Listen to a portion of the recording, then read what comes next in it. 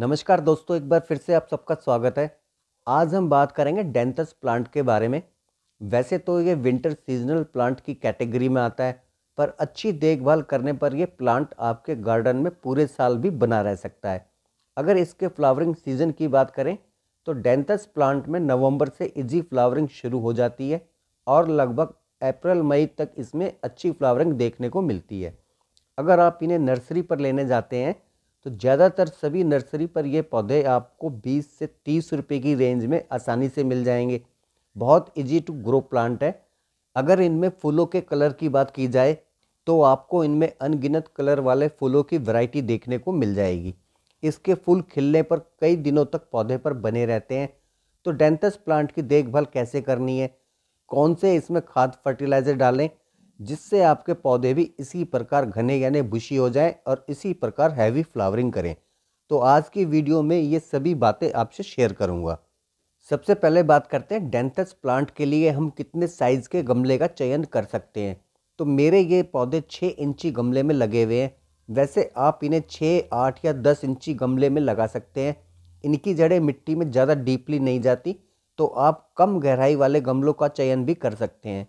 इन्हें ज़्यादा बड़े गमलों की रिक्वायरमेंट नहीं होती। इनकी ग्रोथ छोटे गमलों में भी बहुत अच्छी होती है। अब बात करते हैं मिट्टी की। आप जब भी नर्सरी से पौधा लेकर आते हैं तो गमले में शिफ्ट करने से पहले आप गमले की मिट्टी बिल्कुल वेल ड्रेन तैयार करें, क्योंकि डेंथस प्लांट को थोड़ी पोरस मिट्टी पसंद होती है। साथ ही गमले का ड्रेनेज सिस्टम भी अच्छा हो। तो ऐसी वेल ड्रेन जल निकासी वाली मिट्टी तैयार करने के लिए आप 40% गार्डन सॉइल, 40% कंपोस्ट जैसे leaf compost, cow dung, manure या वर्मी कंपोस्ट का इस्तेमाल करें और 20% रिवर सैंड ले सकते हैं। अगर आपके वहाँ मिट्टी थोड़ी चिकनी है तो चावल के छिलके भी आप उसमें मिला सकते हैं। इन सबको मिलाकर तैयार की गई मिट्टी बिल्कुल वेल ड्रेन होती है। ऐसी वेल ड्रेन जल निकासी वाली मिट्टी में पौधे लगाने से कई फायदे होते हैं। एक तो हमारे डेंथस प्लांट की जड़ों का विकास तेजी से होता है। जब पौधे की जड़ों को मजबूती मिलती है तो पौधे की ओवरऑल ग्रोथ भी बहुत अच्छी होती है। पौधे को अत्यधिक कलियां फूल बनाने में मदद मिलती है।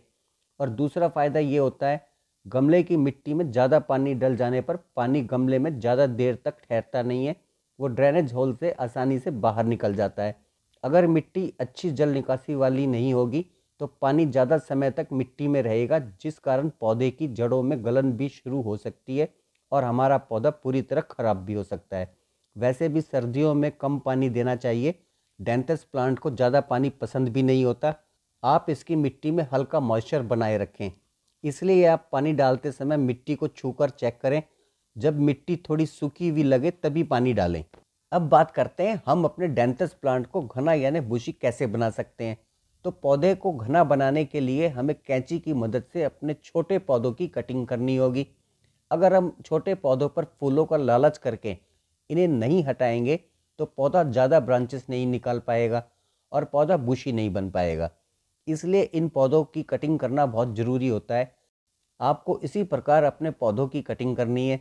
हम जहाँ से भी कटिंग करेंगे पौधा वहीं से नई मल्टीपल ब्रांचेस निकालना शुरू कर देगा।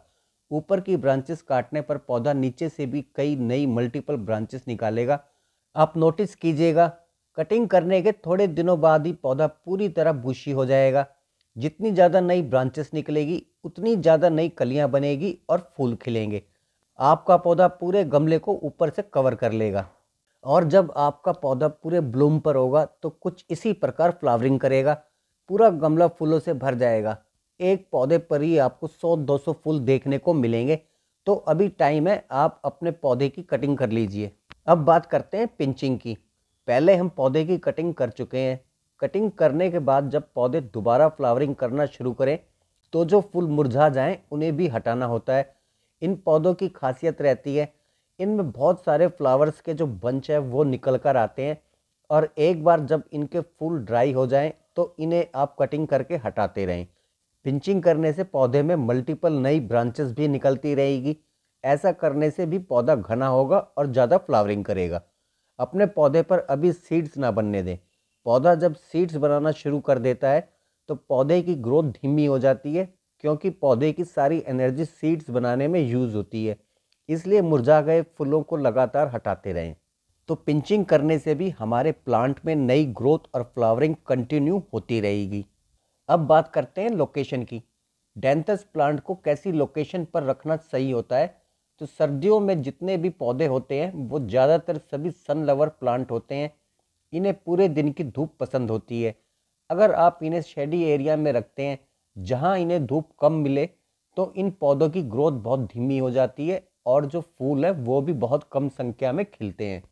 पौधे में हरियाली तो बनी रहती है पर फ्लावरिंग ना के बराबर होती है। इसलिए आप डेंथस प्लांट को पूरे दिन की धूप में रखें। अगर आपके गार्डन या बालकनी में पूरे दिन की धूप ना आती हो तो आप इन्हें ऐसी जगह जरूर रखें जहां इन्हें 4 से 5 घंटे की धूप मिल सके। ऐसी लोकेशन में भी इनकी ग्रोथ और फ्लावरिंग पूरी सर्दी लगातार होती रहेगी। पर्याप्त मात्रा में धूप मिलने पर फूलों के कलर में भी शाइनिंग देखने को मिलेगी। अब बात करते हैं खाद की। कटिंग करने के बाद पौधों को फास्ट ग्रोथ और फ्लावरिंग करने के लिए ज़्यादा न्यूट्रिशन की आवश्यकता होती है। तो सबसे पहले हमें मिट्टी को थोड़ा नरम करना है जिससे पौधे की जड़ों को सभी न्यूट्रिशन आसानी से मिल सके। अब थोड़ी जगह बना लेते हैं खाद डालने के लिए। यहाँ मैंने 1 चम्मच सरसों खली ली है, ये पाउडर फॉर्म में है। सरसों खली का उपयोग जैविक उर्वरक खाद के रूप में किया जाता है। इसके इस्तेमाल से पौधे को potassium, nitrogen, sulphur, phosphorus, magnesium और प्रोटीन जैसे पोषक तत्वों की पूर्ति होती है। इसे मिट्टी में डाल देना है। सरसों खली में ये सभी न्यूट्रिशन भरपूर मात्रा में पाए जाते हैं। साथ ही इससे मिट्टी की उर्वरक क्षमता बढ़ जाती है, पत्तों का कलर भी बिल्कुल लश ग्रीन हो जाता है। अब दूसरी खाद हम डालेंगे वर्मी कंपोस्ट। इसमें कई तरह के न्यूट्रिशन और माइक्रो न्यूट्रिएंट्स मौजूद होते हैं। इसमें मौजूद सूक्ष्म जीव हमारी मिट्टी को उपजाऊ बनाते हैं। साथ ही हमारे द्वारा डाले गए खाद फर्टिलाइजर को पौधों की जड़ों तक पहुंचाने में हेल्प करते हैं। पौधों के संपूर्ण विकास और फ्लावरिंग के लिए इस खाद को बहुत अच्छा माना जाता है। इसके इस्तेमाल से पौधे पर इसका बहुत अच्छा रिजल्ट देखने को मिलता है। अब तीसरी खाद हमें लेनी है डीएपी ग्रेनुअल। मेरे पौधे 6 इंची गमले में लगे हुए हैं तो मैं एक गमले में 4 से 5 दाने ही डालूंगा। आपके पौधे अगर 8 या 10 इंची गमले में हैं तो आप 7 से 8 दाने ही डालें। इसे डाई अमोनियम फास्फेट कहा जाता है। इसमें नाइट्रोजन, अमोनियम और फास्फोरस की अच्छी मात्रा होती है। इसके इस्तेमाल से पौधे की जड़ों का विकास तेजी से होता है। नई रूट्स और ब्रांच निकालने में प्लांट को हेल्प मिलती है। पोषक तत्वों की पूर्ति होती है। पौधे की ग्रोथ और विकास तेजी से होता है। हमने जो खाद डाली है उसे अब मिट्टी से कवर कर देना है और पानी डाल देना है। पानी आप अपने गमलों के हिसाब से डालें। ज़्यादा पानी बिल्कुल भी ना डालें, इतना ही पानी डालें जो मिट्टी की ऊपरी सतह 5 से 6 इंच तक गीली हो जाए। हमने जो खाद डाली है आप इस प्रोसेस को 15 से 20 दिनों बाद दोबारा अप्लाई कर सकते हैं।